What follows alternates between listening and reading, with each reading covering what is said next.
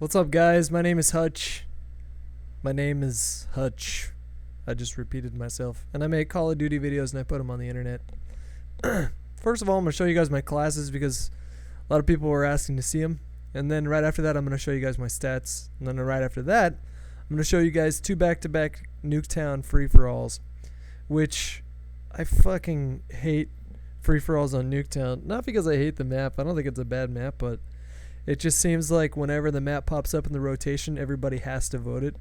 And so, thank God they took it out of the rotation so much, because before it was like half the matches I was playing was Nuketown. So if you guys are going to be playing free-for-alls on Nuketown, I figured I'd let you in on my little secret. It's not that big of a secret. I feel like anybody who played that map long enough would be able to figure it out, but it's basically this one spot where you can mine 4 different spawns with an unhampered line of sight and rack up big kill streaks and end the game within 4 minutes.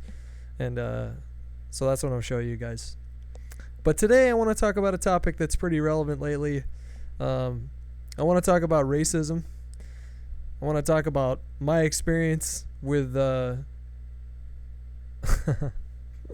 want to talk about, man, this is such a... So I want to talk about my background when it comes to things like diversity, first of all, before we can touch on racism. Okay, so I was raised in a very, very white suburban neighborhood. It's about an hour north of San Francisco in a town called Petaluma. Of course, if you went there now, and those of you that live in Sonoma County now, you'll see it seems like it's probably at this point half Latino and half white Anglo-Caucasian, and of course there's other people thrown in there. You have Asians, and you have a black community there too, but the 2 predominant colors of skin that you'll see in Petaluma is brown and white. Back then when I was growing up, it was basically all white. But my family unit was pretty interesting. So I'm the baby boy. I have 4 older sisters, and my older sister's black, which is a long story that I'm not going to get into. It's from my father's previous marriage, but it's a little complicated. I'm not going to get into it. Anyways, so my oldest sister's black, and when you're a kid, especially when you're in your developmental stages, infancy to adolescence and things like that, and you're raised in a household where you have 4 sisters and one of them's black, you don't think of her as your black sister. She's just your sister. You're too young to even question that in your brain, basically. But when the kids at my school found out about that, a lot of them liked to give me shit for it and basically ridicule me for it, which is something that I didn't understand, because to me it was normal. My family wasn't any different from theirs, basically. So I had a hard time in my brain comprehending where they were coming from when they would try and take a jab at me for having a sister who had dark skin. And ultimately, you know what? I was actually ridiculed just in general. They were looking for things anything to make fun of me for. But basically, when you're as tall as I am and as skinny as I am, and I have been like that my entire life, it's basically a huge bullseye on you when you're in a tiny Catholic private school, when your class is no bigger than 35 people. And, I just generally looked physically different than everybody else. There were a couple other skinny people in my class, but none of them were as tall as I was. But that experience of being treated like an outsider for, basically my entire grade school experience, actually helped me later on in life to identify with people that had the same kind of struggle. So a struggle like racism, while I didn't identify in the exact same way, obviously, when you're white, you can't identify with someone who's experienced racism on the level of someone who's Latino or black or something like that. It did give me a pretty unique perspective that allowed me to empathize in my own little way. So if we fast forward a little bit to when I was 15 and my first job, I worked at a drive-thru at Burger King. And there was 30 employees that worked at that particular location, and I was one of 3 white people. At the time, I was taking Spanish in high school, and I wasn't particularly interested or motivated to do that well in that class, but when I started working there, I became completely fascinated with the language And I was also agitated that I was standing right next to people and I couldn't carry on a conversation with them. So for the next year, I would ask them to teach me the language. So everybody there would chip in, and I would ask them to correct me if I said something in an incorrect way, and they did so. And they all learned to like me quite a bit. I was like that lovable gringo. And by the end of the year, I was able to speak Spanish pretty comfortably. Not perfectly, but very comfortably. I could carry on a conversation decently, at the very least. And that trend actually continued on basically at every job that I had ever had.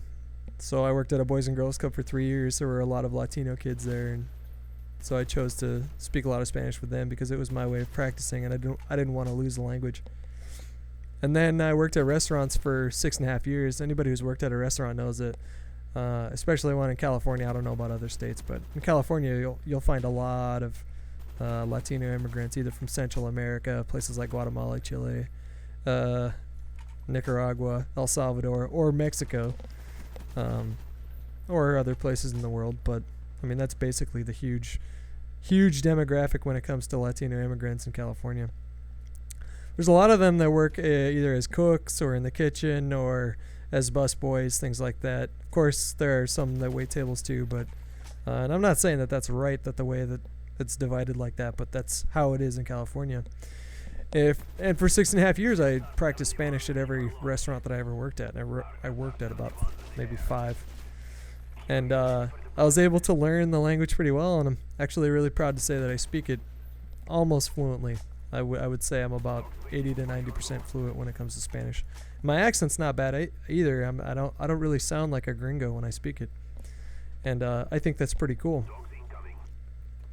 So, with regards to racism, and my background with diversity, when I see it on YouTube, I find it laughable. In my mind, it's almost not even worth dignifying with response. In fact, it really is not worth dignifying with response, because YouTube is such an anonymous forum that anybody can act like a total fucking asshole and not experience any kind of consequences whatsoever. And so if I post a video on my channel and I'm seeing a lot of N-bombs being dropped on it, all I can do is kind of sigh and shake my head a little bit, and wish that maybe one day people chose not to use language like that. But unfortunately, they do. I could make a video about toasters, and someone would find a way to drop the N-bomb somewhere in the comments. When you have a channel with nearly 320,000 subscribers, as it stands right now, with that much dialogue happening in the videos, it's basically, it's not basically, it's impossible to police. I would literally have to quit my job and basically not sleep and monitor my comments 24 hours a day to make sure that people weren't issuing racial slurs. Let me tell you guys another story. When I moved down to LA, I got a job at Machinima in February, and I moved down to LA, and I ended up moving to this pretty ghetto spot in LA. It's a very, very Latino neighborhood. There's a couple white people, a couple black people, a couple Asians, and everyone else is Latino. And the first week I was there, I was seeing a girl at the time, and I asked her to come over. It was really late. It was like 1 o'clock in the morning. And I told her when she parked her car, don't walk up to my doorstep, let me walk you to the door. And so she did that. I walked out to her car. And as we were walking back to our apartment, a gangbanger basically cut us off and wouldn't let us pass into my apartment because he wanted to tell me something. And what he wanted to tell me was that white people weren't welcome on the street, that I was a guest and he was a resident, and that if I stayed longer than a few months, I'd probably get hurt. Now, I was terrified in that moment, not because of what I thought he was going to do to me. I was terrified of what he was going to do to this girl that I was with, if he was going to do anything. It was one of the most uncomfortable experiences of my entire life, but I kept my composure. I kept eye contact with him the entire time. I didn't look down. I didn't look ashamed. I just nodded my head and calmly told him, I said, yeah, I get you, man. I didn't really know that before I moved into the neighborhood, but we just want to go watch a movie. I mind my own business, so don't worry about it. Don't sweat it. And he was actually really polite about threatening my life, which is pretty ironic. the point of me telling you guys that story is that he had no way of knowing that my family has a lot of diversity. That my sister's actually, one of my sisters is married to a full-blood Mexican. My two nieces are half Mexican. My nephew's full-blood Mexican.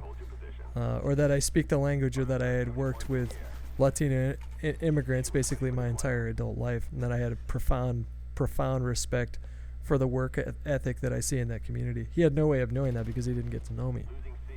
If he would have got to know me, I'll bet you he would have liked me. And that's basically the case whenever you feel any sense of hostility or fear or prejudice against any segment of people, whether that be gays or blacks, Mexicans, anything.